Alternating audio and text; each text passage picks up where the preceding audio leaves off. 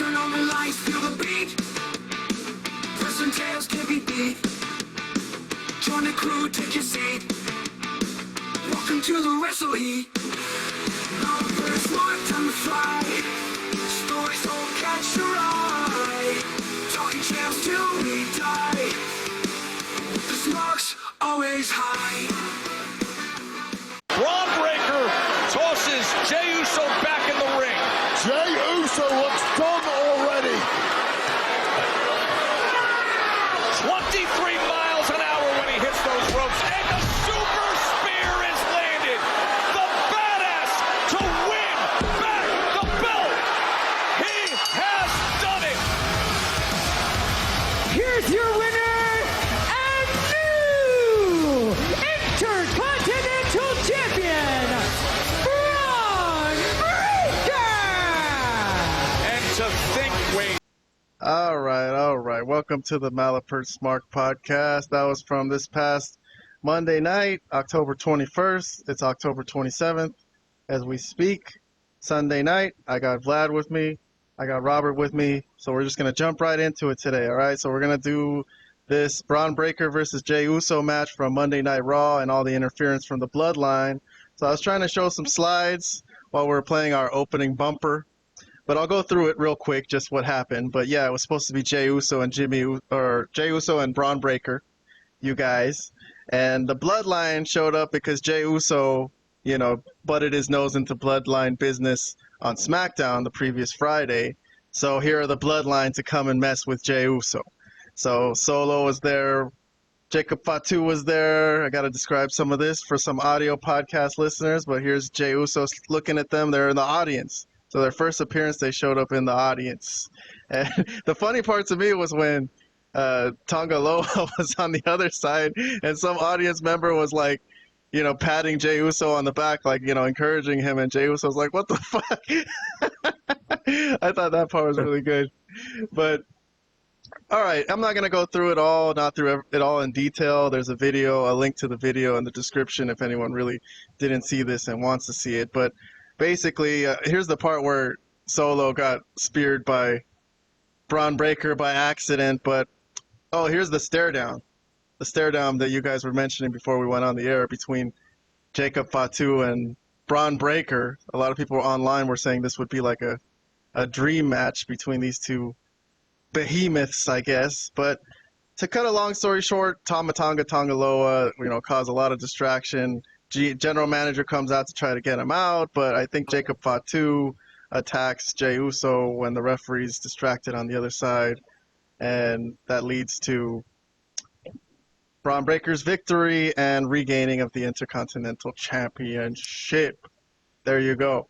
So on this show, on the Malapert Smart Podcast, we review angles. So this angle, we've already had a review on our YouTube posts. Subscribe if you don't know about our YouTube posts. We review every single angle, just from Vlad and Robert and me, just giving a thumbs up or a thumbs down to say if we like the angles. But I've already got submissions from Vlad and Robert, so I'll pull up our Malapert Smart rating system in case you guys don't know about it. This is how we rate our angles, and what did we give these angles today? So the Bloodline showing up on Raw and costing Jey Uso. Vlad, 2 thumbs up.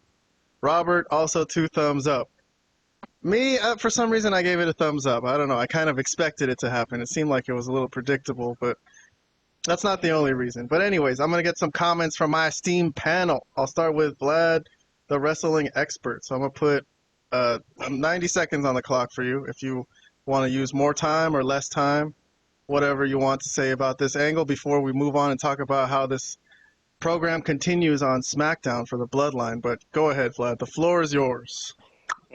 Yeah, I mean, what can I say? I thought it was really, really good. The match itself was very good. All the interference spots were tremendous. But I thought what was also creative is I think initially the Bloodline or Solo's Bloodline actually may have come out there potentially to help Jey, or at the very least, I don't know. I don't think they were going to attack him right away. But then when he was like, all that stuff that happened, they were like, well, F this guy, you know.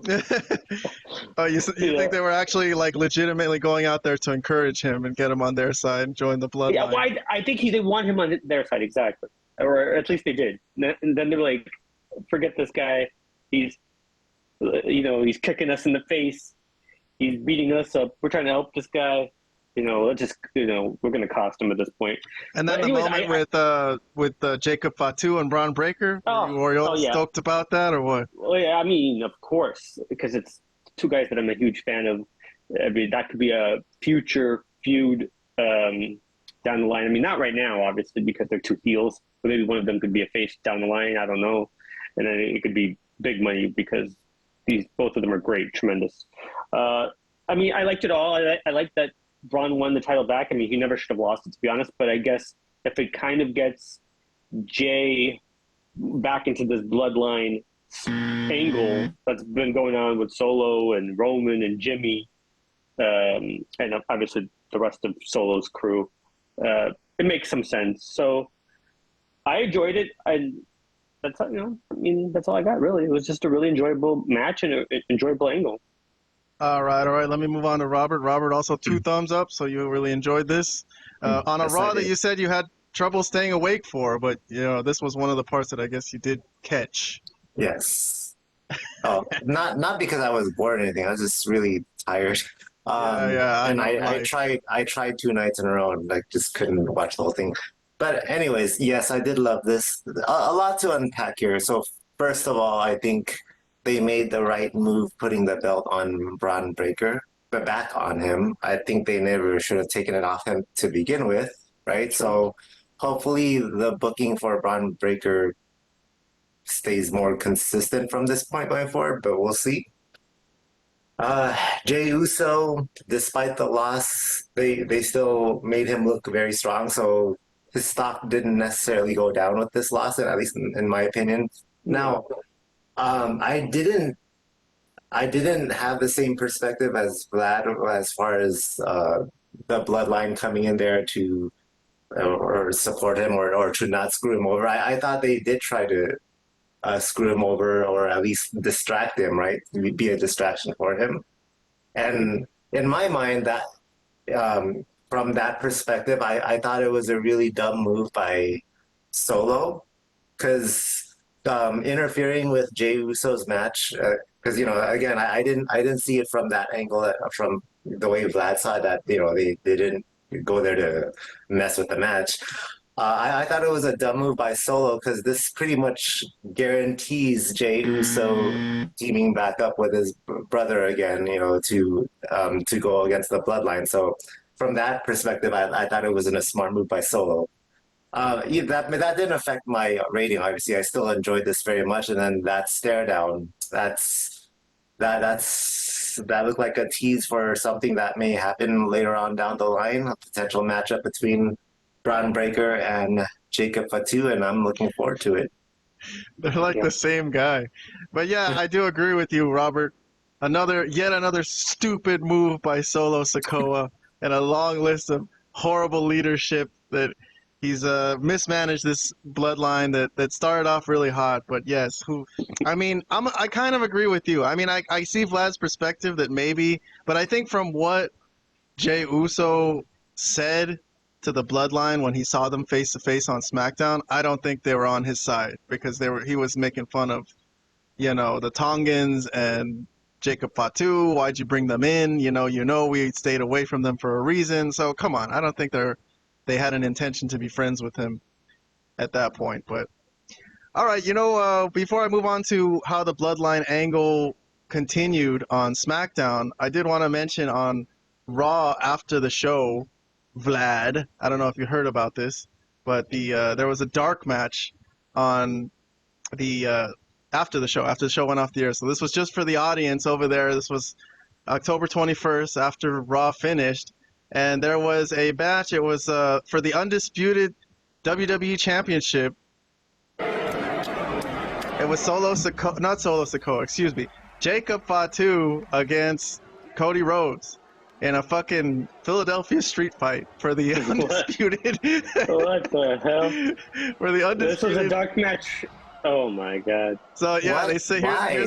here's Cody setting up a table, and there's Jacob Fatu taking a spear onto a table after Uh-huh. he blocked him, and yeah, it's just gonna be three crossroads at the end, and he's just gonna beat Jacob Fatu flat What in the the fuck? middle of That's the ring. stupid as fuck. For the What the fuck audience, is the point of that? it Thumbs was down. about a 12-minute match, I would say. For the I don't even know how they set it up. I don't know. I didn't get that part. Luckily, this didn't make TV, but I mean, the fact now everything can kind of make some sort of social media thing. It's not like the old days where if they just wanted to see how these two guys could work together, type of deal. Yeah, look, here it was for the they could get title. away Here's with the referee holding up the belt. Yeah. But yeah, so that's kind of that is what I was gonna ask you, Vlad. What do you think of them doing dark matches like this that have I guess it's put not the title on, put the world title on the line. yeah, okay, well, what do you think of sorry, you already started answering the question, but I interrupted you, but go ahead. So yes.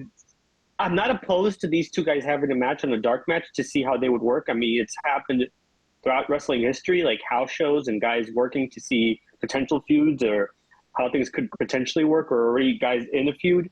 But now in today's world, like everything can be seen, and there's cameras everywhere, basically on your phone. So I don't know, man.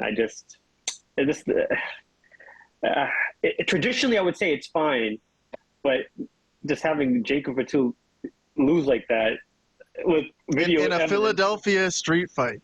Like an AEW type match of I'm not really a fan of that type of booking. I mean, I guess it's a fun thing for the fans that were there for the live attendance, but like it's like a bonus for them. Supposedly. It's a bonus for them, but whatever. I mean, no, I'm not a huge fan of this actually getting out and having video of it. Yeah, exactly. Well, Robert already gave it a thumbs down. If you want to give some comments about what you think of them booking dark matches like this. Dark matches in general, it's fine, but this was for the title, and it involves that, man. And it involves someone that WWE's been building up to be a monster heel in Jacob Fatu. So I don't know. This makes no sense. And he took a clean loss. Yeah, why would he take a clean loss? Why wouldn't there just be like? Oh, sorry, Robert. Keep going. Yeah, this dark match in particular, no, and the result as well. But dark matches in general, it's not a problem. But this is WWE is still a business, trying to make money, right? Like this is still a business at the end of the day, and this would be a money match. So I don't understand why. I mean, God knows how expensive those tickets to Raw were, so they had to give these people something, right? Well, yeah, they're definitely not. If these two guys ever have a feud, they're never going to mention it, like they had this dark match. But the fact that it's out there in the ether of the social web, it's not great. But I guess that's just they didn't have to book it this way either. They didn't have to have him lose clean, to be honest. If that's the case, yeah. They could have had so many it's a street fight. They could have just had some kind of schmage at the end where all these people come in the ring and it just becomes like a no contest type of deal or whatever have you. It gets thrown out. I mean, especially now in the era of, like you said, telephones and cameras, and they can't have dark matches like they did in the old days where... Not like this. Yeah, not for the title. What the hell? That's insane. I mean, maybe this happens all the time and we just never knew about it. But I don't know. It's the first time I've seen something like that. Funny that you guys didn't even hear about it, but I was also a little surprised. Like, what? First time I've heard something. To me, also, it means that I don't think they're gonna actually do this match at some point soon down the line. Like, I don't think I think they decided, hey, this is not gonna be WrestleMania, so we might as well just fucking give it away to the fans who paid $300 to sit on the fucking nosebleed. So give them something, I guess. But okay. All right, moving along. I got a few more topics to get through before we got to call it a night, but let's move on to SmackDown. Let's keep with the same angle or the same program with the Bloodline and everything that's going on with them. But this started with the tail end of another angle, which was Motor City Machine Guns in their second night in WWE, winning the number one contenders match against DIY. So they had just won. They're celebrating. And the Bloodline come out. Solo's Bloodline, if you will. I don't know. Not the original Bloodline. Not the original Bloodline. Not even the real Bloodline, in my opinion. I can't say anymore. But, okay. So, basically, Solo said, if you guys want to do the match, why don't you do it right now? Because he thought it would be an advantage because they just had a match, right? And Motor City was like, fuck yeah, man, we're down with that. Nick Aldis was there, and they approved it, so they had a match, and they were gonna. Fucking stupid. But why was that? okay. Why was that stupid? Go ahead, Vlad. You comment on that, please. Why would they accept the match? They just had a match. What, they want to wrestle again? I know they want the titles, but like Jesus, at least do this like next week or.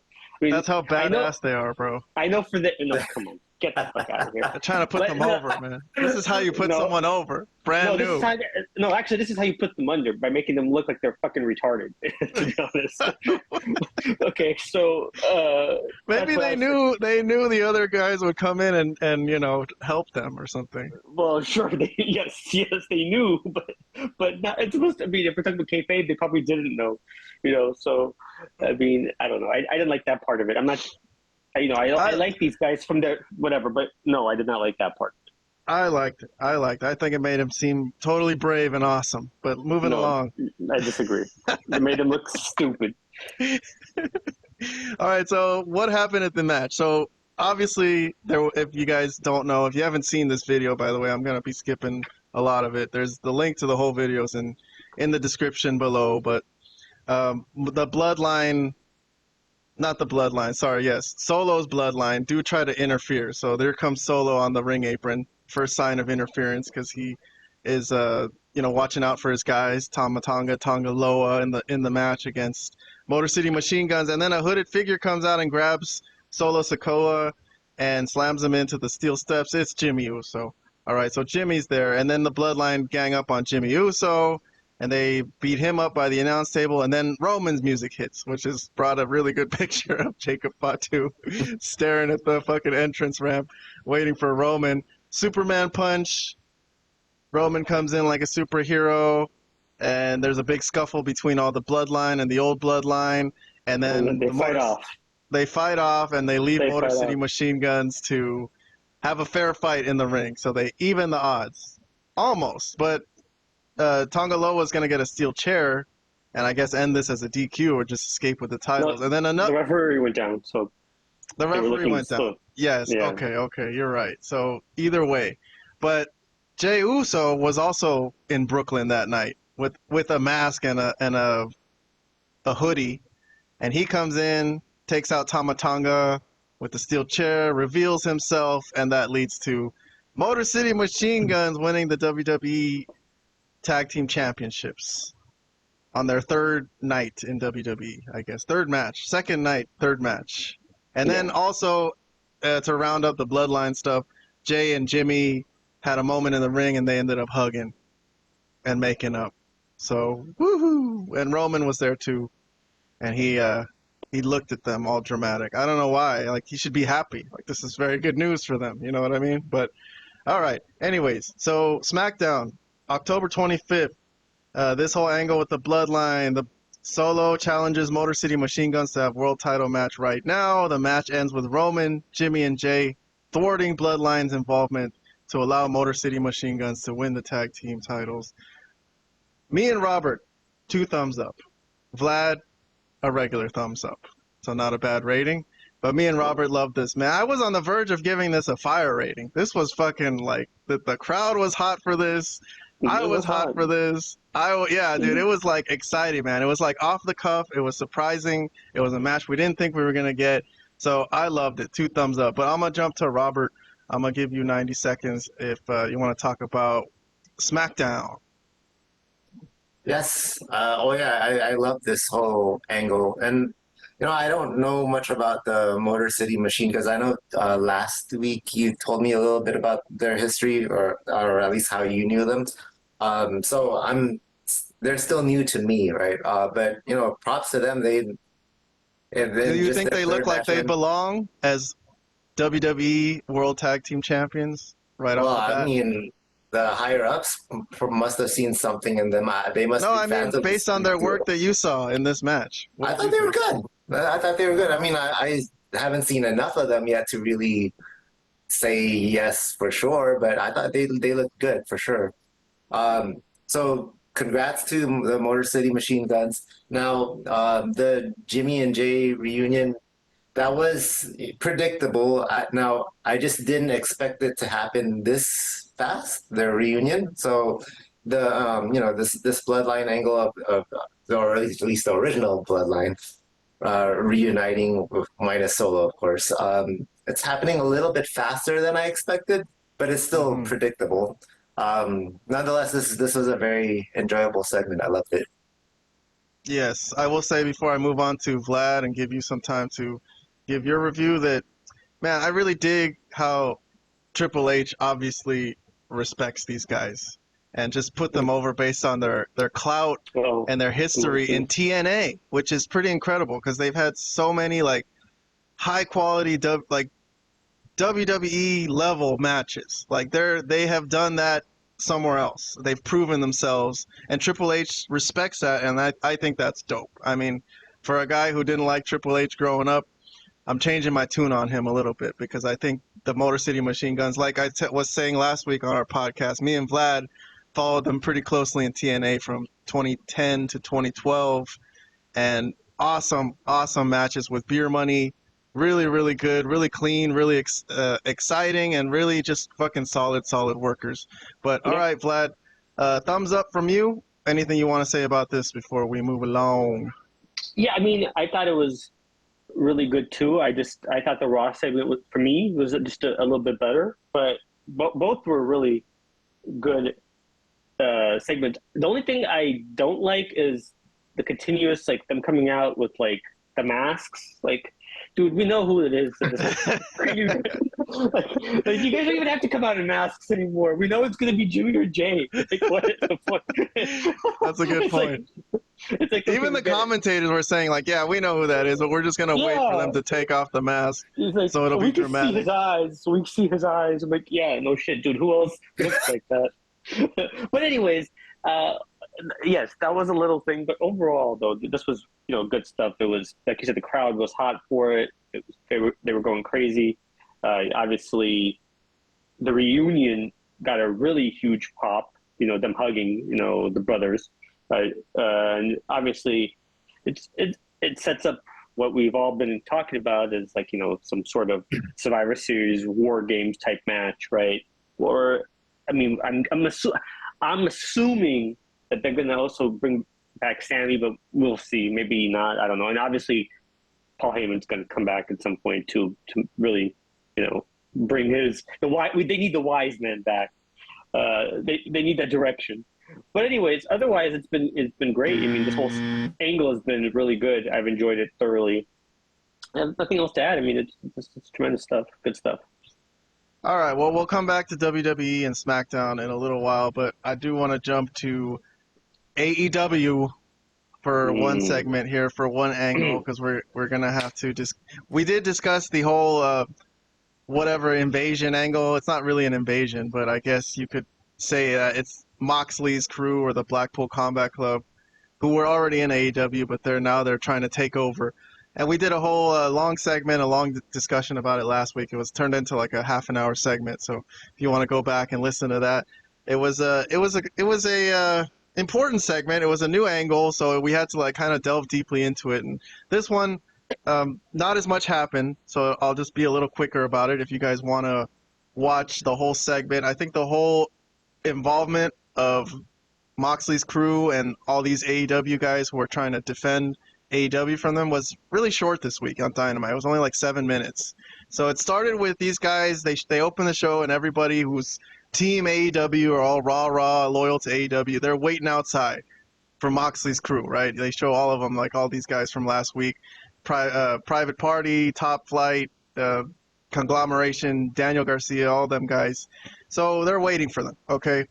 And basically, as the whole internet said, they all look dumb as hell because they cut back to them 2-3 times. But they still got in. Moxley's crew still got into the stadium, and after the main event, they attacked Chuck Taylor, who was Orange Cassidy's one of his best friends, and what did they do? They smashed his neck with a steel chair. With the chair, yeah. Yeah, so it was a gruesome injury, and he's still in the hospital according to AEW. Oh. And here's Orange Cassidy, acting all worried about his friend. Distraught, yeah.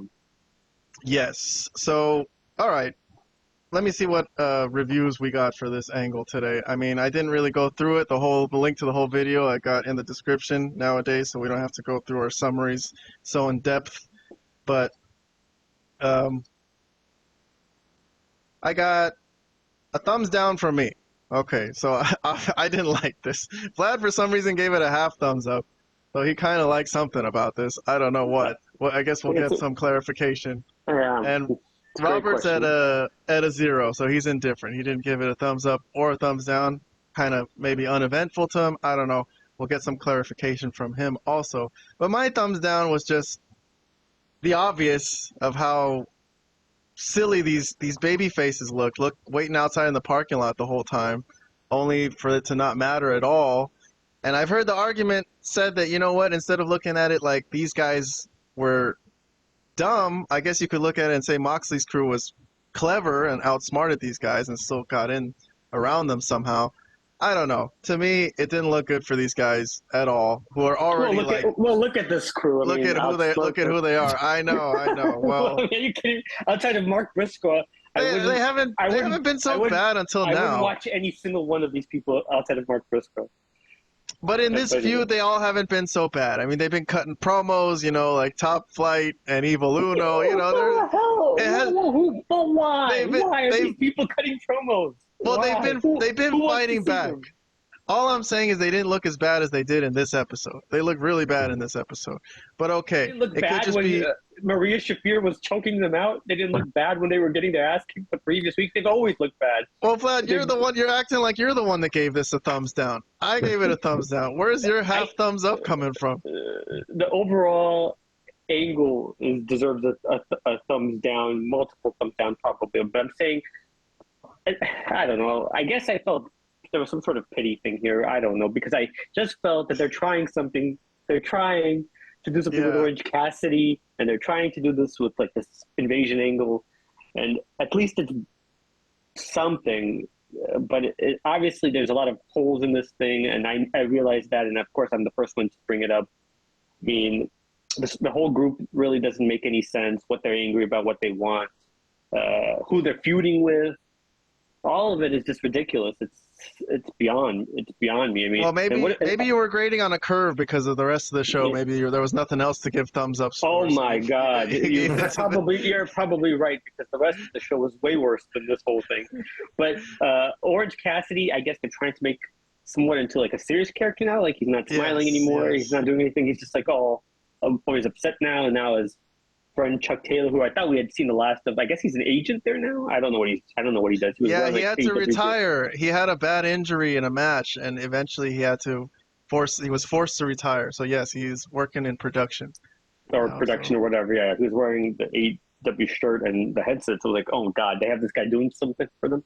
But anyways, yeah, I mean, does anyone care that Chuck Taylor got beat up though? I mean, that's the other thing. Like, to me, like, where did that come from? Like, what is that about? Like, he hasn't even been mentioned or even thought of. So it's like, they just throw a lot of random stuff at us, and that's just AW's way. But yeah, I mean, I'm trying to give them something here, because maybe you're right. Maybe I graded it on a curve, because the rest of the show, I don't know if there's any other AEW stuff, but the rest of the show was just awful, just a disaster. So this may have been the best thing of the worst. This may have been the best of the worst. Okay, how about I word it that way?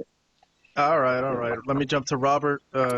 Anything you got to say about this? You did give an indifference, so you didn't like it, you didn't hate it, but whatever thoughts you got, let's have it. Sure, I'd say I also graded it on a curve, but not in the sense as I was comparing it to other segments of the show. I was comparing it to other segments involving Moxley's crew. Previous episodes, I dug their segments. I thought they were pretty cool. This one, not so much. So in that sense, I was grading it on a curve. Okay, so why are they all in one spot in the parking lot? Is that the only way to enter the building?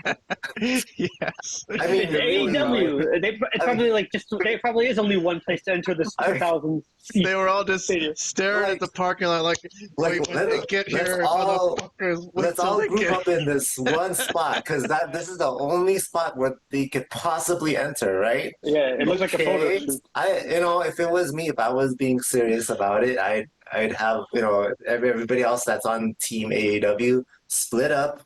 You take that entrance, I take this entrance, whatever. But there's got to be more than one. You can't tell me that's just the only way. Of course, Moxley's crew is gonna find a way in if that's the only place you're guarding. I don't know. It is weird. As far as why they attacked Chuck Taylor, I don't know. Maybe this is the beginning of an angle for Orange Cassidy No, yeah, specifically to it definitely is. take a stand against Moxley. That's how I see it. There's clearly a shift in his character. He's more serious now, and perhaps this is the catalyst for that. So that's it. All right, all right. I Let me mean, move on from AEW. Oh, sorry, Vlad. Did you have something you wanted to say? no, I mean, I just wanted to. I guess I just would have added that I'm not. I mean, I'm not opposed to Orange Cassidy being more serious, but it's just like I don't know, just the way they go about doing things, it just doesn't make sense. And I don't. I'll leave it at that. I'll just leave it at that. All right. I feel you. I feel you, though. It's tough to turn Orange Cassidy on a dime, into something serious. But okay, Yeah, well, that's true too. you kind of have to roll with it. I mean, they were mentioning how he's one of the few guys who has a clean victory over John Moxley, which was a horrible match. But I guess they went through with it, and they're gonna use it as How something. embarrassing for Moxley. Yeah, well, he did the job that day, but he didn't look good like he wanted to do the job. If you ever go back and watch that match, it was awful. But No, it no didn't thanks. look like realistic. But anyways, let's move on from AEW. We might come back to it if we have some time. But I want to move. I'm jumping around. I want to move back to SmackDown from the 25th. I'm gonna jump to the Randy Orton, Kevin Owens, Triple H stuff. So the angle here is Randy Orton convinces Triple H to book a match with him against Kevin Owens, despite Triple H's initial apprehension due to Randy Orton's serious recent injuries. So, a couple of pictures. I'm not going to play the whole thing, but Randy Orton came out after Nick Aldis told him last week that upper management rejected the match, and they showed Triple H at Gorilla, and he's just his music is gonna hit from there, and he's gonna come out, and Triple H is gonna talk to Randy and tell him the whole thing about I'm protecting you from yourself, right? The old I'm protecting you from getting really hurt or seriously hurt. He said he's got steel rods in his back or something like that. I don't know. I forgot exactly what's going on with Yeah, I forgot what he said, but I think that's right. So Randy Orton laughed about that and then just pleaded with him some more, and the crowd got into it and, urged Triple H to book the match, and finally he did it. And he walked off, kind of. Not pissed off, but he's like, you Did get they say that it was going to be a crown jewel, or did they say when? I can't remember now that part. I think it should be a crown jewel. I'm pretty sure it will be a. Crown jewel. Okay. That is a marquee match. It's got to be a crown jewel. But all right, Okay. some ratings. What did we got here? I got 2 thumbs up from Vlad. So Vlad really loved this. And Robert a half thumbs up. Okay. And then me, I'm at a thumbs down. I didn't like this. What the hell? I'll We're all over explain the it. place. We're all over Yeah, the place. yeah, Vlad, you're the only one who not only gave a thumbs up, you gave 2 thumbs. Neither one of us even Yeah. gave a thumbs up. I But like okay. it. All right, well then, fine. I'll start with you. You got 90 seconds, man. Well, I mean, I like the use of Triple H here, just stating why he didn't want to do the match. I mean, I think what I was thinking, or maybe I'm still thinking, is there may be another issue, like maybe something else going on with Owens and whatnot. But as the explanation goes, it did kind of make sense and it was logical. And of course, I'm enjoying the whole Kevin Owens being silenced thing because type of deal. So I've enjoyed this whole angle, and I think it's going to be a great match. And I think the use of Triple H here, actually coming out, going face to face with Randy Orton, explaining why, and all that stuff, I thought was used quite well, and I think it's going to be a good match. So I don't know what's not to like. I'm trying to figure out, but I enjoyed it. Well, I'll go with Robert next. Robert, you got a half thumbs up, so you kind of like this. You want to give some thoughts about this before I go? So I actually wanted to like this more because I thought Randy Orton's promo was pretty good, but I just had a few problems with this. So Triple H said that the fight is not happening, or at least initially said the fight is not happening because he wanted to protect Randy, not protect Kevin Owens, but protect Randy for two reasons, right? Because something's different about Kevin Owens that's, I don't know, makes him intimidating or something. I'm not sure what it is. And number two is because of injuries with Randy Orton's, whatever injuries that he has. Okay, for me, I have a problem with both of those explanations because number one, protecting Randy from Kevin Owens. I mean, Triple H, you've had wars with Randy Orton many times. You know what he's capable of, right? Like, if you take a summary of everything that Randy has done during his time as a heel, they're much worse than everything that Kevin Owens has done. So as far as like capability, like Kevin Owens should be afraid of Randy, not the other way around. That's number one. And then number two, mentioning injuries, like he doesn't want Randy to get hurt. So when did these injuries happen? Because maybe if Triple H specified when those screws were placed in, and maybe it would make more sense. But because Triple H mentioned he was out 18 months. He was out. Right. But then his first match back after 18 months was in Survivor Series and that War Games. in War Games, right? Yeah. And then he's also had matches with Gunther. So why Kevin Owens is now the problem? Yeah. Well, that's why now Kevin Owens is like. Finish, Robert. Yeah. So if injuries were such a concern, then why weren't they a concern? Prior to his matchup with Gunther, prior to his return in Survivor Series. So that's why it didn't make sense to me. But I don't know. I mean, I still gave it half thumbs up because I liked Randy's promo, but Triple H's explanation just for me didn't make sense personally.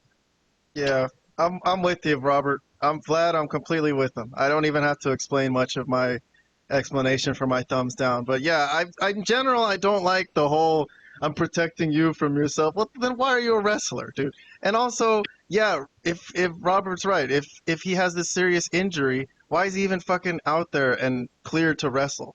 If he's cleared to wrestle, then let him fucking fight. It's just Kevin Owens, bro. Like, get the fuck out of here, bro. I don't know, man. What does that mean? He's just a piece of shit? No, no, but like Robert says, if he can go on War Games, if he can face Gunther, then he can fucking face Kevin Owens. Otherwise, deactivate him off the roster. This is bullshit. This was just like they were trying to make a serious segment for Triple H because he's like the COO now, and they're trying to make it look like, oh, I don't want him to lose. I don't want to lose my wrestlers. Like, get the fuck out of here. I didn't like this. But you go ahead. I'll just say, no, I get it. But I'll just say this, that that's what I could be wrong, but that's what makes me think there might be something else here that wasn't exactly said that might be part of something. I mean, I could be wrong. Like, maybe this was really the reason, and he really doesn't want Randy to get injured. He also mentioned something about oh, well, Sammy, he's got this look because he feels like he's been betrayed and whatnot, and now he's all whatever. I don't know if that's really the reason or what the reason is. I agree that it didn't completely make sense, so that's why I think there's something else here at play. Because why would they bring Triple H out just to say, oh, well, I just feel like you can't go anymore? I don't know. I mean, if that's where it ends and that's what it ends up happening, and they still have this match and whatever, and then and it's never brought up again, then okay, I'll agree with you guys. It was kind of weird, but I want to say that usually there's some more logic in WWE booking, so we'll see. I want to give Triple H the benefit of the doubt here. Yeah, but it was a nice segment between Triple H and Randy Orton. It's just nice to see them together because of their history. So, Their history. yeah, so all right, I got to move on though. Let's go on to the next angle. We're sticking with SmackDown from the 25th. We're going to go to the Game 7 between Andrade and Carmelo Hayes with LA Knight as the special referee. So basically what happened was LA Knight was getting like kind of hit by accident. Here's Carmelo Hayes kicking out, and he's pushed Andrade off of him, and it hit onto LA Knight, right? And then so LA Knight got mad at that, and he attacked Carmelo Hayes and threw him into the announce desk, and then he came into the ring, and at that point he just went crazy. He gave the blunt force trauma to Andrade, again to Carmelo Hayes, who is the greatest at taking this move, by the way. He's like AJ Styles, like, basically. And then LA Knight went onto the announce desk and just grabbed the mic and said the winner is LA Knight, right? Forget these guys. So he ruined the big Game 7 between Andrade and Carmelo Hayes are in the ring. Like, what the fuck just happened? So in the back, Nick Aldis shows up to LA Knight, and he's like, yeah, if you want to do that, you want to get all cute, then how about this? How about I book you in a triple threat with them too at Crown Jewel?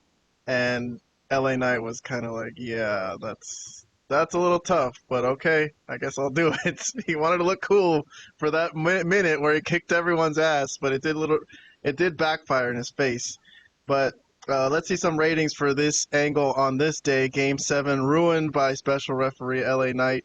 I got thumbs downs from you and Robert, both of you. Thumbs down.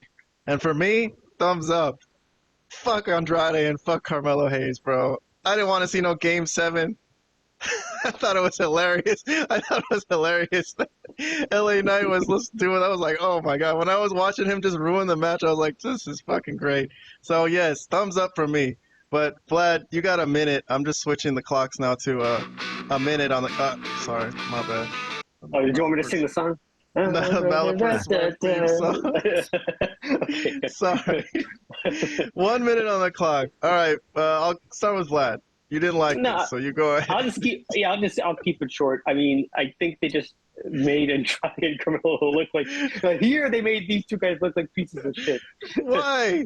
They just. What do you mean? Why? Did you watch it?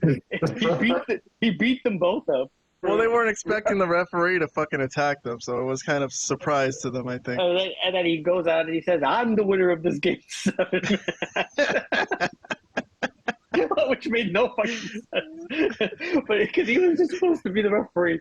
Okay, I just think, quietly, I've enjoyed the Andrade Carmelo feud, and maybe that's why I put, I thought that. But yeah, you wanted to see who was going to win Game 7 for real, huh? Yeah, I wanted to actually see who won, and it's been a pretty decent, underrated feud in the sense of not a lot of people are talking about it as like a hot angle or anything like that. But it's been, the matches have been quality. Some, especially like the first couple, I thought were really good, and they had the backstage fight, which looked like the best backstage fight in the history of backstage fights because it looked so real. Yeah, a couple of weeks totally. back. But I don't know. I just thought this just made them look like two goofs, two jabrones, like I said in the review. Yeah. Like, what the heck? I did nothing for them. And what was Hey, the but point? at least it got them a triple threat match for the title, so. Yeah, which we know that. I mean, they're gonna end up losing anyways to LA Knight, most likely. But so anyways, but I didn't like it. I didn't like how it made these two guys look. Which I understand, LA Knight is the story. He's the star. I get that that's who they're pushing. But Yeah, forget you know, those other two guys, man.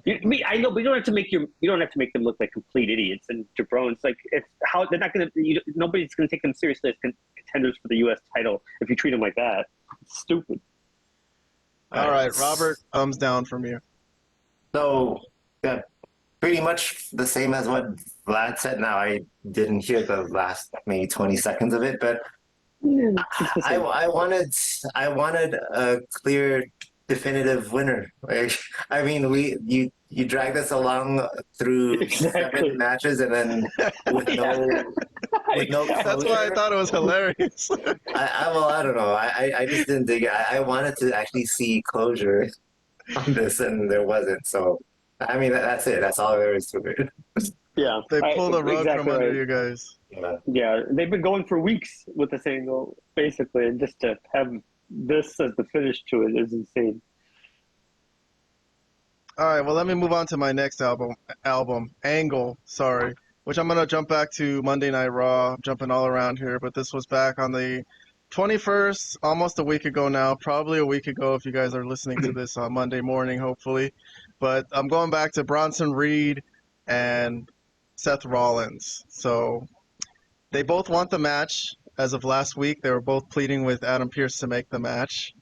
And the funny thing was that during those boring, entrances when they have the cameras on people walking to the arena, so you don't really expect much. But Bronson Reed was walking with his suitcase, with a roller, and Seth Rollins just came from out of nowhere, just clocked him on the back of the head, and started this night where they were just gonna fucking Bronson Reed with his legs sticking out. All right, there we go. All right, so this led to a night where they basically got into a scuffle numerous times. It kept happening again and again, kept surprising me, but I'm not going to go through it all in detail. The video's in the link. There's a link to the video in the description below, but Seth Rollins went to the ring. General manager's trying to keep them apart. Big pull apart, obviously. Oh, this was the best part, I guess. This was when Bronson Reed had Seth Rollins on the announce table and he was going to tsunami splash him and he went through it himself. I don't know. Bronson Reed, his selling and him just sitting there writhing in pain just did a great job to me. Fantastic job. I think he's been so good. But here's a little bit later in the night when Adam Pearce is getting interviewed by Kathy Kelly and Bronson Reed shows up and Seth Rollins clocks him. Was that not Kathy Kelly, Vlad, or was that? It was Jackie Redmond, but Jackie Redmond. There you go. I'm sorry. It's all right. They actually looked a little similar, so I could see. But it's all right. All right. Anyways, no matter. But yes, again, later in the night, again, a third time, and they kept getting me. Honestly, they kept freaking getting me with this one. I don't know why I wasn't expecting it, but Seth Rollins shows up to talk to Adam Pearce, and then again, this time, Bronson Reed clocks him out of nowhere. so I don't know. To me, this was like fully like just action-packed, unexpected stuff, and I think they took advantage of the fact that WWE has been so slow for like a decade, and they just unleashed every craziness on us with Bronson Reed, with him and Braun Strowman and him and Seth Rollins. So they really put him over, and they used like a really interesting strategy to just give us like gung-ho, like fast-paced wrestling that we never really get these days. Like this, type of surprising stuff used to happen like left and right out of nowhere. Anyways, to our ratings for this angle, I was in love with this angle on this day because they just kept making me laugh over and over again. Every time like they just started fighting again and I didn't expect it and I would just laugh out loud. So I gave this a fire.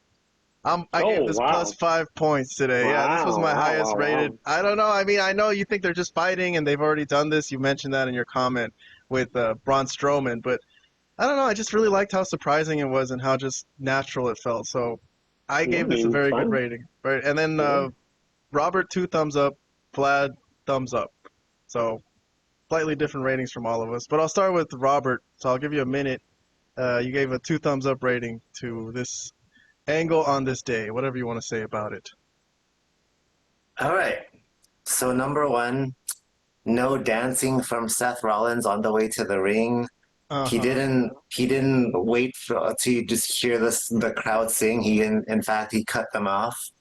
None of that annoying laughing that we usually hear from him. Yeah. Just that alone for me gets a thumbs up by itself. Yes. And then on top of that, the backstage segments were really, really good. Very enjoyable. Took me by surprise too, especially that first one. That first one I didn't see coming. The other ones weren't as much of a surprise as the first, but yeah, still, it was good stuff. So 2 thumbs up. All right, then I'll jump to Vlad. I'm going to give you a minute. So you gave this a thumbs up, whatever you want to say about it. I mean, I enjoyed it as well. I just, my only thing was, or in the comment that I said is, I just felt that the Braun not Braun. Braun. Yeah, no, actually, it is Braun Strowman and Bronson Reed. Too many Brons. Too many people with the same name. But anyways, I thought they did it better, or in their chaotic feud that they had in those backstage stuff. That's the only reason that I kind of gave it like a lower grade, but I still enjoyed this thoroughly. I think it's been a great feud. Seth Rollins is serious, and he's not joking around, and that's what I like. That's the type of Seth that I want to see more of, and less of the laughter and the singing stuff from Seth. So definitely, that's a plus. And man, Bronson Reed is great. I don't know what else to say. He's been killing it. Yes, totally. On every level. Since he attacked Seth, all those, what it was like a couple months back, 2-3 months back, whatever it was, he's been on fire, just been killing it. So I enjoyed the angle. I just, I think one thumb up is still a good rating. I mean, it's not a fire rating. A thumbs up is a good rating. Yes, nothing to scoff at. Nothing to scoff at. It used to be our second highest rating before we had the fire rating and all that. So yeah, a thumbs up is good. It's good stuff. So all right, well, let me jump around. I'm gonna jump back to AEW. So we're gonna go back to Wednesday night. We're gonna round out our show, guys, with AEW talk. I think I'm pretty much done with WWE, except unless we might get to like some Halloween Havoc talk later in the day, but if we have some time. But Dynamite. So I want to talk about, what is this? Is this the Hook angle? Hold on one second. Let me double check. Yes, this is out of order for some reason, but okay. I was going to talk about Kyle Fletcher, but for some reason this file is for Hook. So, okay. It's all right. It's all good. We'll go out of order. So I'm going to go with Hook confronts Christian's crew for attacking his father Taz. So that's the angle here.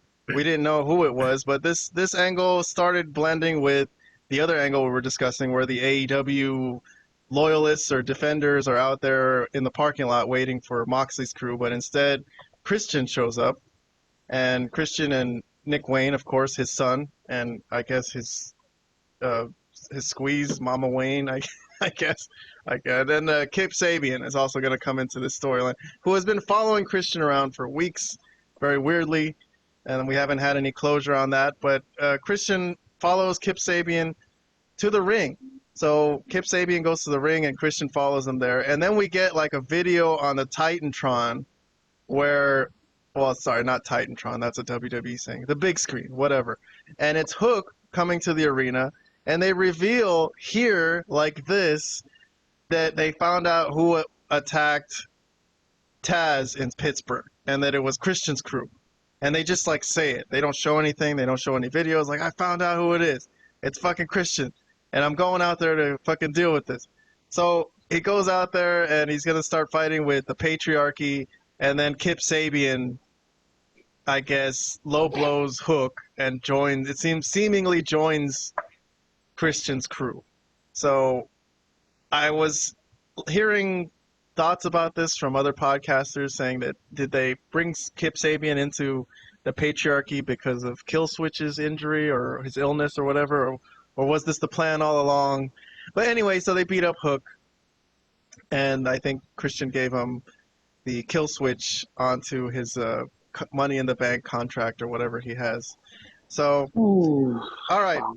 Some ratings for this from our crew, from Vlad and Robert and myself. Me and Vlad, thumbs down. And Robert was kind enough to give this a indifferent 0. So no thumbs down, no thumbs up, just nothing. So, Vlad, do you want to start with how they, your thoughts on how they revealed the whole thing or whatever? I don't understand. Why couldn't he have asked his dad weeks ago who the hell attacked him? Like, why is this an angle? I don't understand why this is even. He should have known like 2-3 weeks ago when they first announced that this, like, Taz got attacked, whatever, right? I don't know. Like, he would have known that it was Christian and Screw. And why did it happen? None of it makes any sense. And they didn't explain Kip Sabian's role in all of this at all. He just said, I know why you've been doing this. Why? Explain it to us, because I don't understand shit that's happening in front of me. Obviously, he needs a father. Because his father died. Yeah, goes back so to he the- needs Christian to be his new father. That's what Oh that my meant. That's what that God. meant, Vlad. If you didn't know what that means, I thought that was implied, but okay. Um, Implied, yeah, it was implied. This whole it's like AEW it should be implied. Anyways, I don't know what else to say. That's all right. Your time is this was up. bad. Let me jump This to was bad. Robert. Yeah, Robert, this was bad. any thoughts Very you want to bad. give about the reveal of who Taz's attackers were, which was actually a big video for us when I did the video about Taz attacked in Pittsburgh. We reviewed that angle. That was our highest viewed angle of the week for some reason. So That's that makes interesting. no I would have never guessed, but okay. hey, I don't know. So, but anyway, so it was revealed who it was. Robert, how do you think of how they did it? It was weird. I mean, they don't show how he found out, so I don't know. It doesn't make sense. I guess maybe Christian thinks that Taz was a bad father, and so that's why they attacked him. I don't know. That's not bad. Yeah, Maybe he Hook is wants a new to be father. Hook's father. He needs Hook's. Yeah, wants to Hook go could be join the Hook's- patriarchy. Yeah, All right, yeah. you know They Hook needs Maybe a you better. convinced me, Robert. Maybe I'm gonna switch my thumbs down now. Switch it to a. Yeah, two thumbs down. No, I'm not gonna do that. I still think the reveal was weak. They didn't show Yeah, it any was, video. yeah, They didn't show absolutely. anything. So, okay. Yeah, All right. Well, it's up weird. to you if you have anything else to say. Otherwise, I'm gonna move along. Well, they couldn't show video. There was no video. There was no video. attack. There's no attack that ever actually took place. So obviously there was no video of it. So this was bad on all levels. Why is this an angle? I don't even understand. But anyways, okay. Let's move on. All right. I'm moving on to Kyle Fletcher. I think this should be the Kyle Fletcher video. Yes. All right. I don't know. I had it backwards for some reason. But okay. So what's the angle here? Kyle Fletcher says he's nothing like Will Ospreay. So he betrayed Will Ospreay. They were friends. They were the United Empire, and I guess he turned on him last week was it during the pay-per-view or no? Was it during the three-way at the end? I think it was. That's right. It was during Wrestle Dream, yes.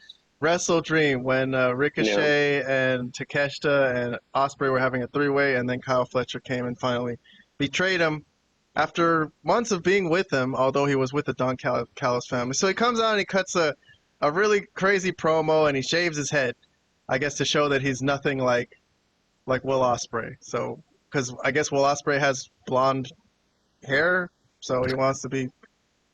And then I'll play some of what at the end when he gets all fired up. Here, watch along mode. Here's Kyle Fletcher yelling. I am nothing like you! I am nothing like you! I am nothing like you! I am nothing like you. Well, Kyle Fletcher's got a good demented face, I'll say. That's not bad.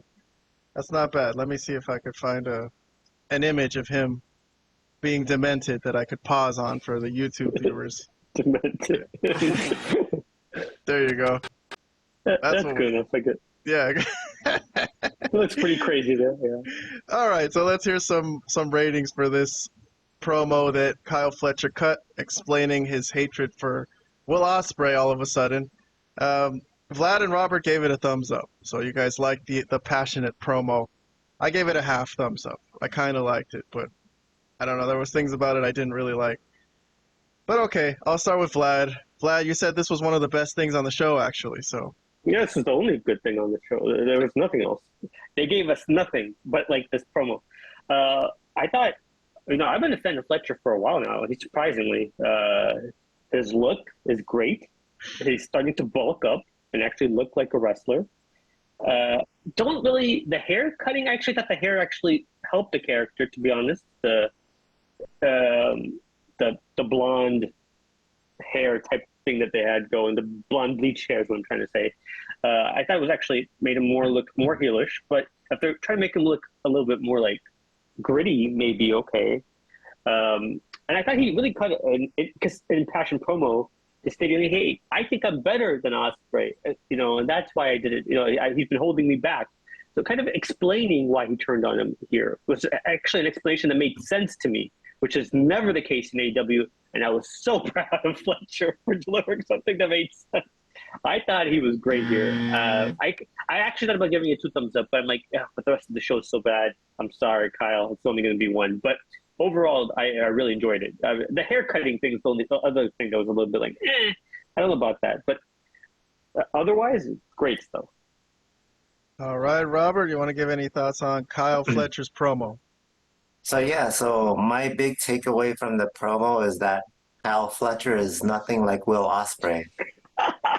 I mean, I'm not sure. I'm just guessing. I don't think he said it enough times. But Yeah, I wasn't. But no, clear. Why is Wasn't it so really important clear to be nothing like Will Oh. Ospreay? That's another thing that kind of. but all jokes aside, I dug the promo. I thought that was cool. He gave an explanation that made sense to me, unlike what Triple H told Randy Orton, at least in my WWE has that opinion.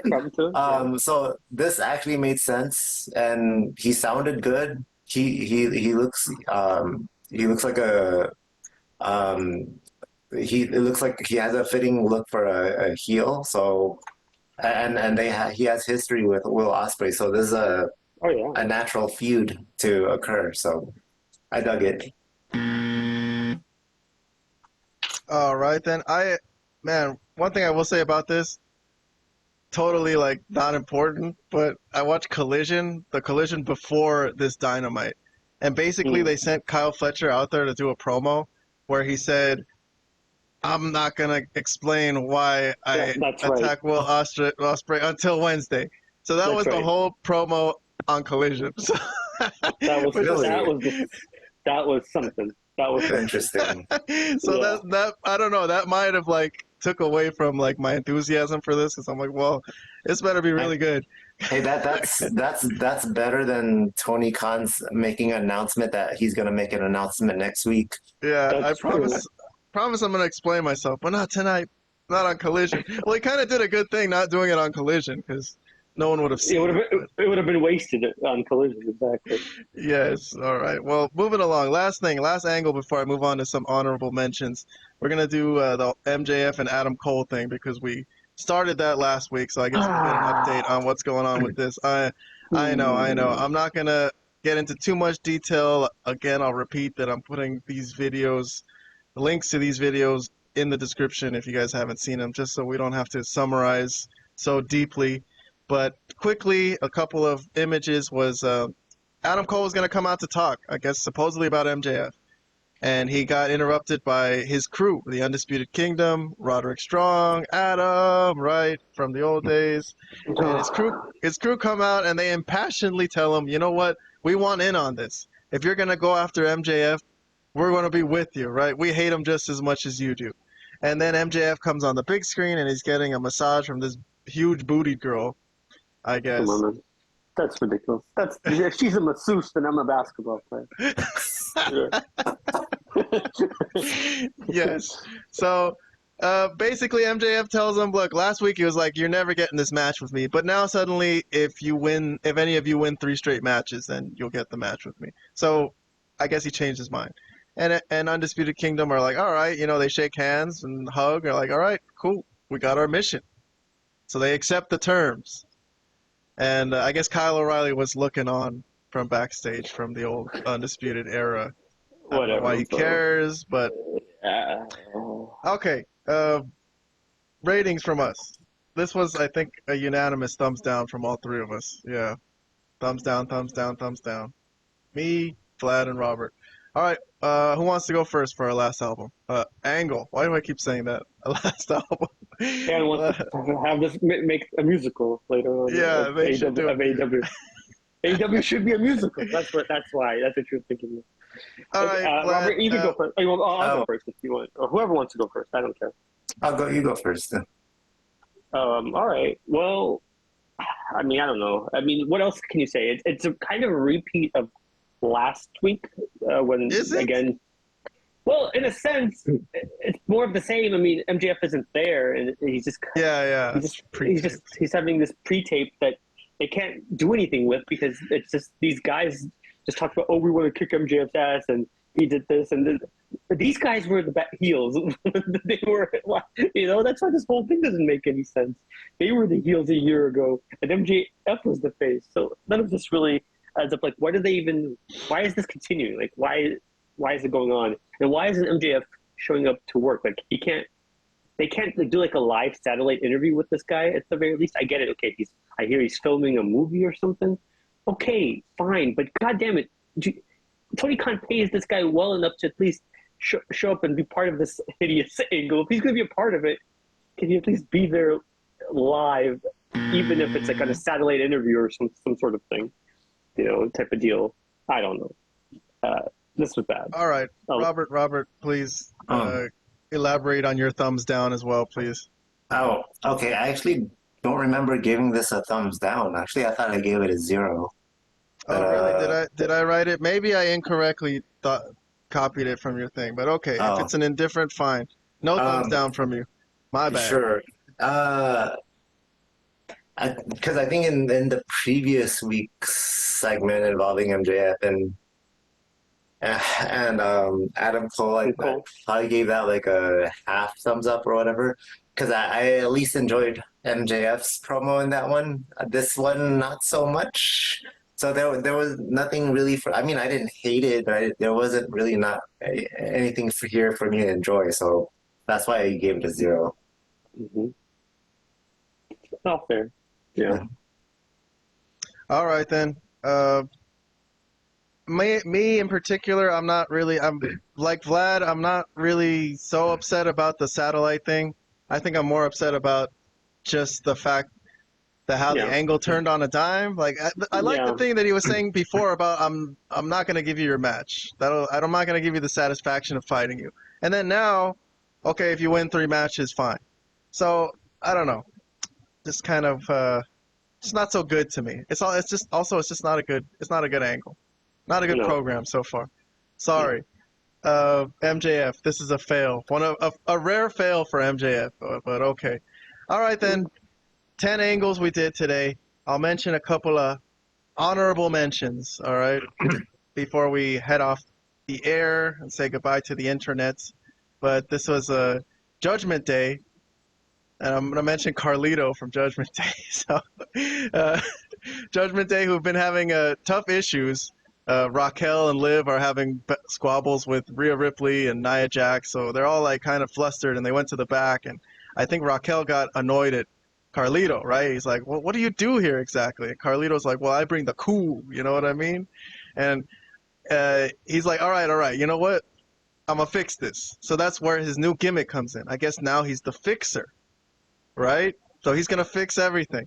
And he goes to Adam Pearce's office, and he was going to try to get Dominic Mysterio a match for the world title.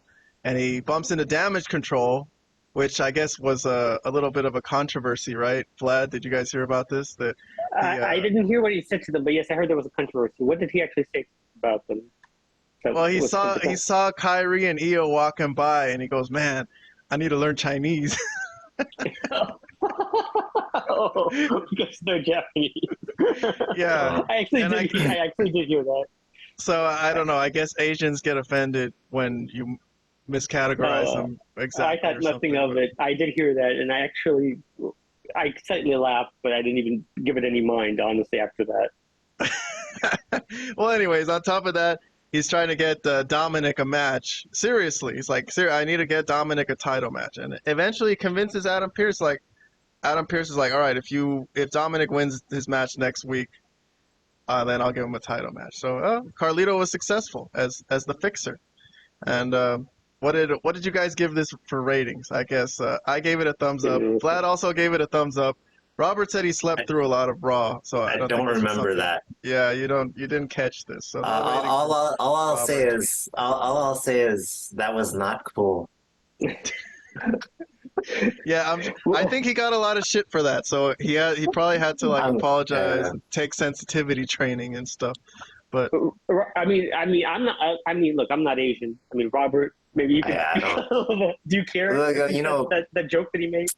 A lot of people mistake me for being Filipino or Chinese. I mean, when they say Chinese, I'm at least like 1/8 Chinese, so there's some truth to it. But I don't I don't get offended by what people guess my nationality is. I don't know. I don't.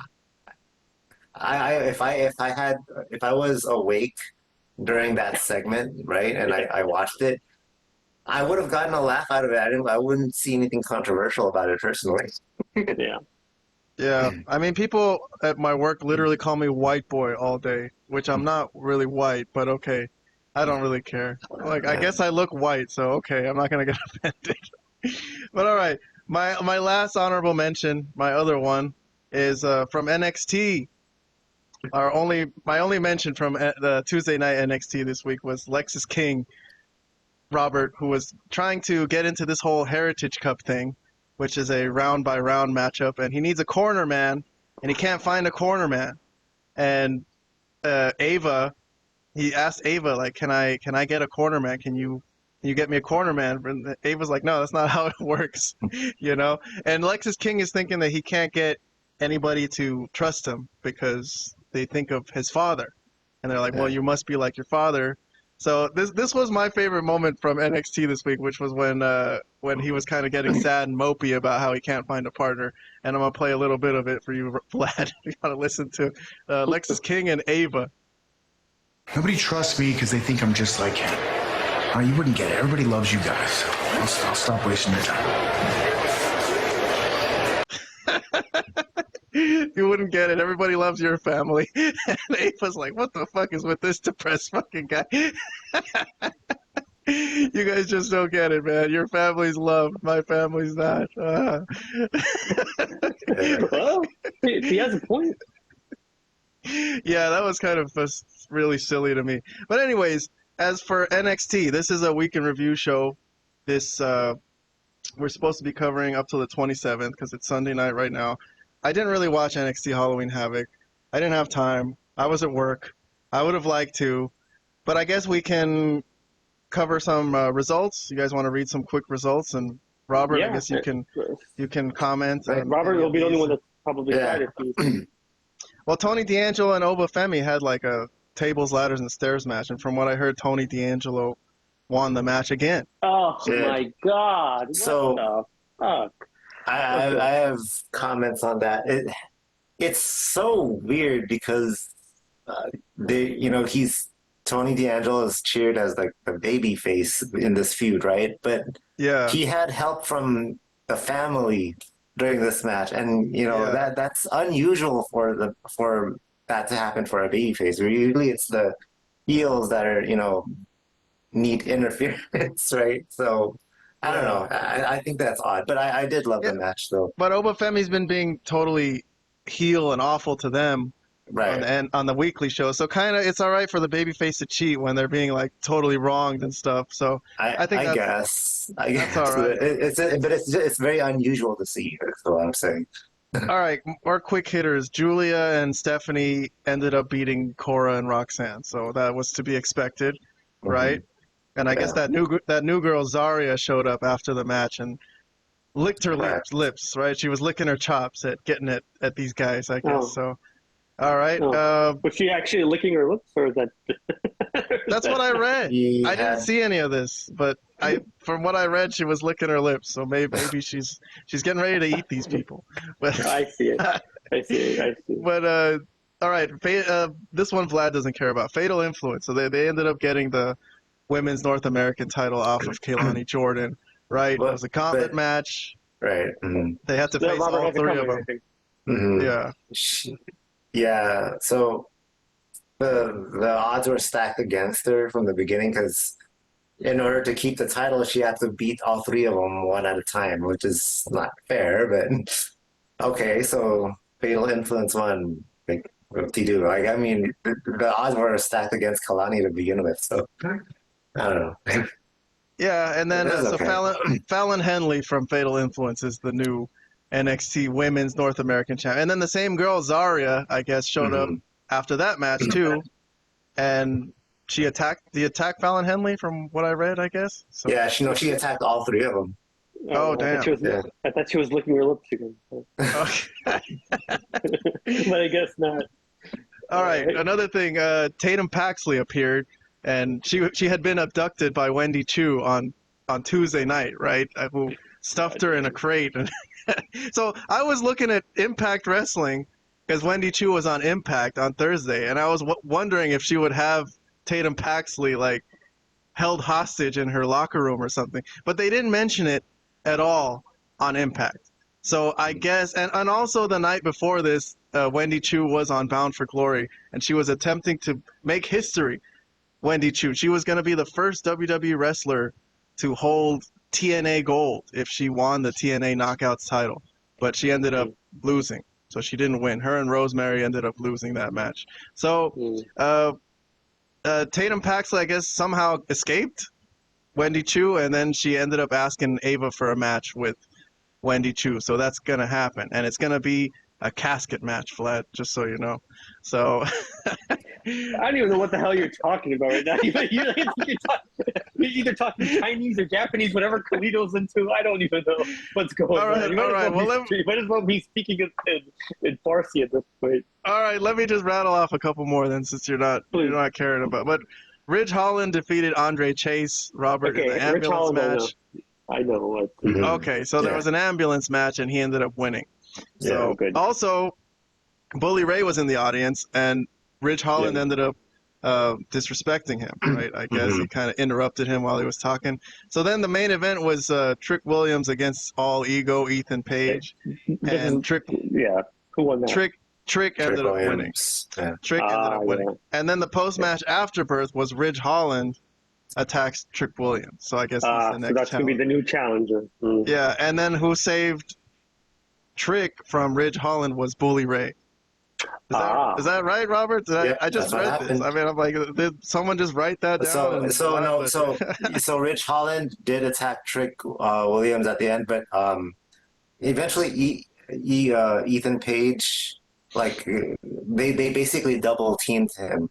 They were both attacking Trick Williams, and that's when I still call him Bubba Ray, but that's when Bubba Ray showed up to save Trick Williams from both of them.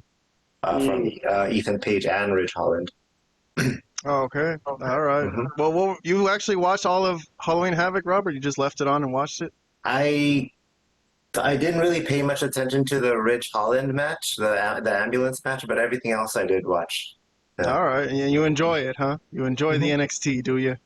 I do. All right. I still got to get to that. I'm actually in the middle of watching Bound for Glory right now from Saturday. Okay. I still haven't finished that, but I do got some results from that too. If anyone's interested, just to round out the night. The world title match. Well, yeah, Joe Hendry was facing Nick Nemeth for the world title, and I thought Kazarian was going to win the title because he was special referee. Wait, hold on. You said Joe Hendry's name. I guess that means he's gonna appear. Wait, so Joe Hendry wrestles in TNA and NXT? No, he was in NXT for special appearances. Oh, so he mostly wrestles. He's a TNA guy. Yeah. TNA guy. Okay. Yeah. So he was trying to win the title, but Kazarian, I predicted, was gonna win the title because he was special referee and he has like a Money in the Bank contract thing that he won earlier in the night. So I thought somehow, and then JBL came out of nowhere, and for some reason he's got this weird thing with, JBL's got a weird thing with Nick Nemeth where he protects Nick Nemeth for some reason. So I think he's like Nick Nemeth's guardian angel. They haven't explained why, but during these world title matches he comes in and fucking clotheslines everyone to hell, and fucking makes sure Nick Nemeth stays champion. So I don't know what the hell is that all about. But another thing, the Hardys. Jeff and Matt Hardy are now the TNA Tag Team Champions. They won a Full Metal Mayhem 3-way match against ABC and the System. So I don't know who that is, but they beat the System, and they are now the TNA Tag Team titles.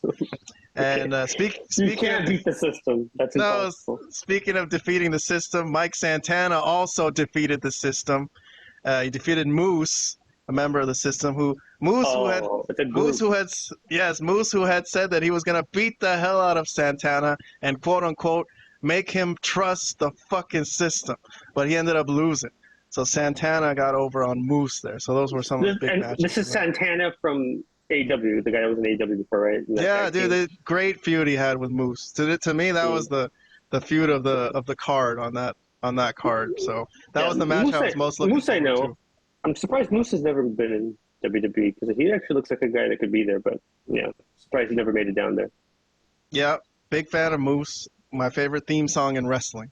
But all right, that's all I got. Unless I will anyone's got add one more honorable mention honorable from Robert. mention. All right, go ahead. Just on a personal level, I am going to miss seeing Samantha Irvin on WWE programming. Yes. Yeah, we all are. We all Yes. are. She was really good, and William Garcia was not that good. So that was that. So yes, she'll pick it up. She's rusty. She's rusty. But you know, I another thing I heard, the latest I heard was that she wanted to stay in WWE, but they didn't. She wanted to do something other than ring announcing, and they didn't have anything for her. So they couldn't think of anything else for her to do. She wanted to advance. She didn't want to just stick to only ring announcing. So I guess she got bored of it and left. they could have made her like a backstage announcer, but I mean, did she want to? I mean, did she want to work? Did she want to wrestle? I don't know, man. No, I think I thought I texted you guys, but from what I heard, she wants to be a she wanted to pursue a singing career. Well, if they're not gonna give her anything to do in WWE, then go do something else. But fuck, I mean, she's gonna. How is she not gonna go to AEW? I'll be surprised. I mean, her husband's there. It's just. I don't think she wants to go to AEW. I mean, if she's smart, she should. But if Tony Khan pays her a shitload of money, he's gonna go. I get this feeling that she's not that type of person that's just all about wrestling. Maybe she has other interests. You know what I mean? For sure she does. But I don't know. I don't know. I could be wrong, but the fact that she could be closer to her husband, I think is a bonus. So we'll see. I could be wrong. She might just do the singing, or she might do other things. But I wouldn't be surprised to see her in AEW either. Why should she go to AEW? It's so stupid. Why should anyone? That's true. It would be a waste of her talents. She was an excellent ring announcer. Excellent. She was so Tony good. Khan is going to overpay her like 10 times as much as she would probably make, just to ring announce. So, or maybe now she wants to do more. Maybe he'll make her interview as well. I don't know. Can she take a pile driver through a table from Takeshita? Can she do that? That would be good. That make Ricochet really mad. Use it in an angle. That would be fantastic if they introduced her in Takeshita. Did that like her first night there. That would be fantastic. Yeah, there you go. That would be an angle. Now we're talking wrestling. Now we're talking an angle. All right, guys, that's enough. It's already 11 p.m. It's Sunday night. I'll try to put this show out by morning. Thank you for watching. If anyone's come this far, all the way an hour and 20 minutes into the show, you must be at work and you must be bored. But thank you for listening. Who's ever out there is listening, please subscribe. Look out for our YouTube review posts. So I post on YouTube. Well, I post them on X too. Like whenever I'm ready and I have a review of one of these shows with me and Vlad and Robert, we do Raw and SmackDown, Dynamite. I do all the rest of them. Sometimes Robert will join me on NXT if he can. But so all of our reviews of every angle are there. Thumbs up, thumbs down. If we don't have time to talk about it on the podcast, because there's no way we could do like 60 angles in one night. So I choose the best ones, or I think are the best ones. The rest of them, look out for the posts. So subscribe, and you'll get that. And that's it. Thank you to Robert. Thank you to Vlad for joining us again. You guys are the best. You guys are the foremost wrestling authorities on earth. Okay. I don't know about me, but okay. I'm very proud to have you guys on my show. I think we have the best fucking wrestling podcast. I listen to all of them, man, and we're the best one by far. We're the most comprehensive. We cover every fucking angle in TNA, AEW, NXT, WWE. Every single American show. Everything except New Japan. I just haven't been able to. I don't have the time. I'm fucking killing myself watching all these wrestling shows. You gotta start watching the Mexican shows too. You gotta add that to you. CMLL. Oh my god. CMLL. I want to. Look, I want to. The only reason I can't is because there just isn't the time. I want to watch wrestling 24/7 all day, every day, but I can't. I gotta go to work too. There's just not enough time in the day. There's not enough time in the day, man. It's too much wrestling, but it's okay. We love it. All right, guys. Thank you for the week in review, and Hopefully we'll pull some more subscribers this week, and we're on the road to 500. Once we get there, we're going to have a huge celebration. All right, we're going to buy champagne for all of our fans. No, we're not going to do that. That's too expensive. Cheers. We'll drink the champagne, though. We'll drink Yes, the champagne. yes. We'll pop champagne. All right, when we get to 500, we'll pop champagne on the show. Yeah. All right, then. Good night, guys. We'll see you next week.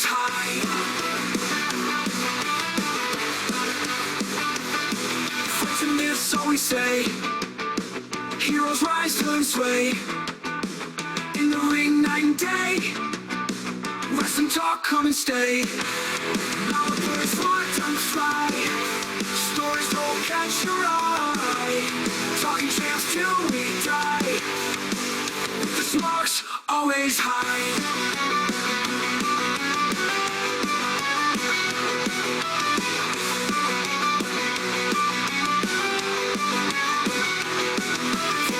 Crash and cheer, all the news you wanna hear. Belt and fame always near. With the crew, have no fear. All the birds fly, time to fly. Stories don't catch your eye. Talking champs till we die. The sparks always high.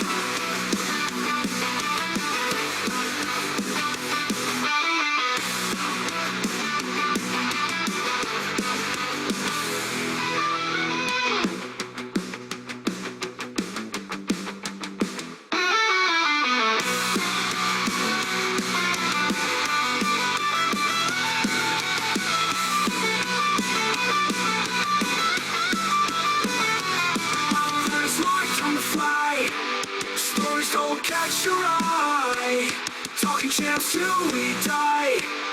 The sparks always high.